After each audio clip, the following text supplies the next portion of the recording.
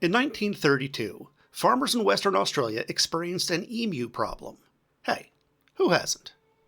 Unlike the emus you were running from during your acid trip, these big birds were real. But, very much like the fluorescent devil birds you were being chased by, these birds can create absolute havoc. They're like cassowaries, but without the murderous intent. Let's take a deep dive into the emu poo and dig up this absurd yet true story, shall we?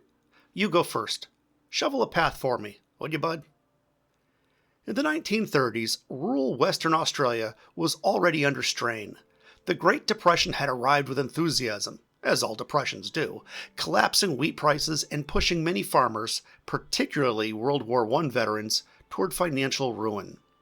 These men had been granted farmland by the Australian government in the years following the First World War. Much of it was marginal, difficult to farm, and unforgiven even in good times.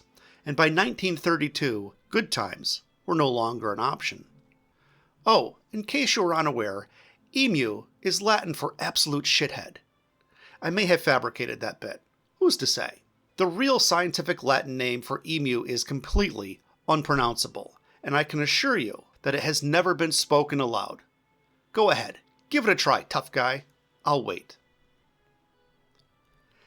The emu is endemic to Australia, meaning it evolved there and is naturally found nowhere else in the world.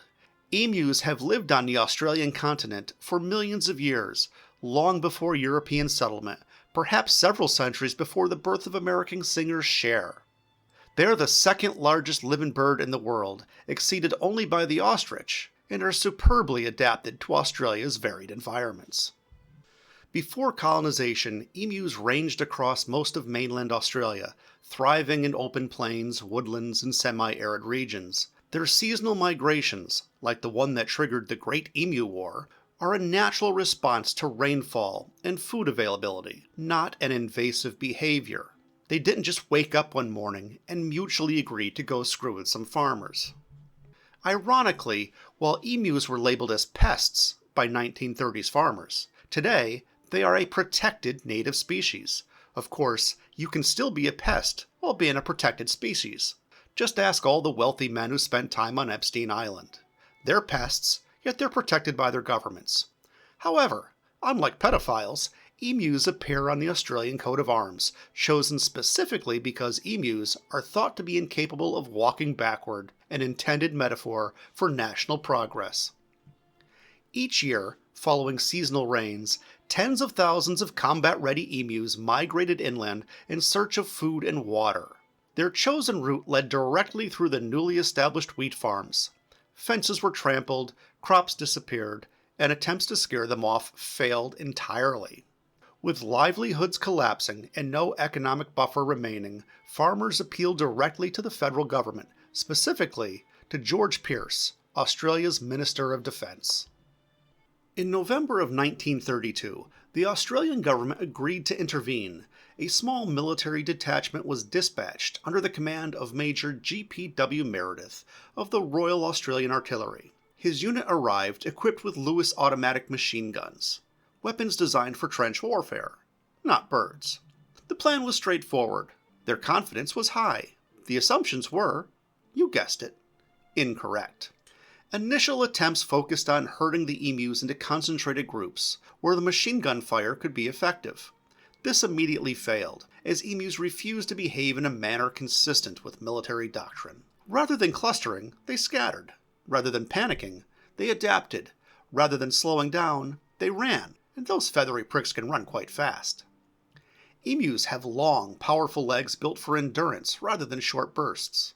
Unlike me, or other animals that sprint briefly and tire, emus can keep moving at speed over uneven terrain, exactly the kind of ground that stopped military vehicles in 1932.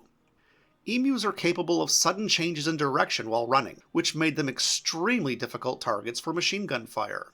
Combined with their height, spacing, and tendency to scatter, speed became one of their most effective defenses. You see, emus can run nearly 30 miles an hour, which is faster than those old trucks could maneuver on the same terrain.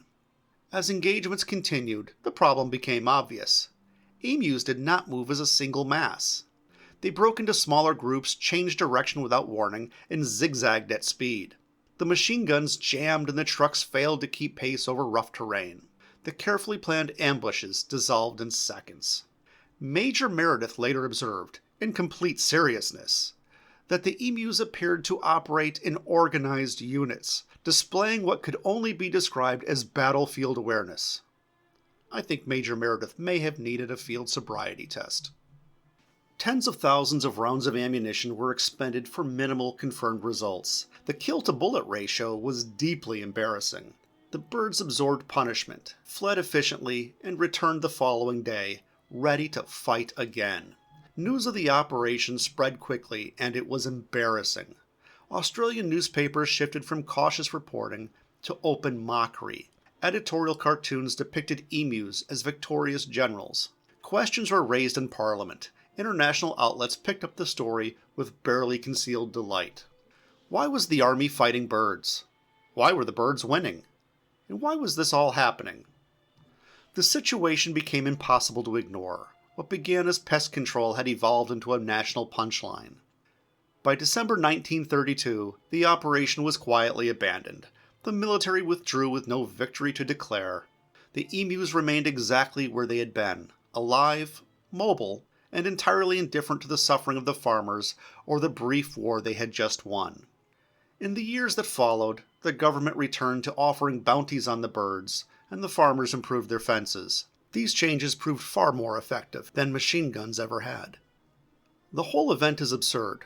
Australia declared war on emus, and lost. But we all know that kangaroos are the real enemy.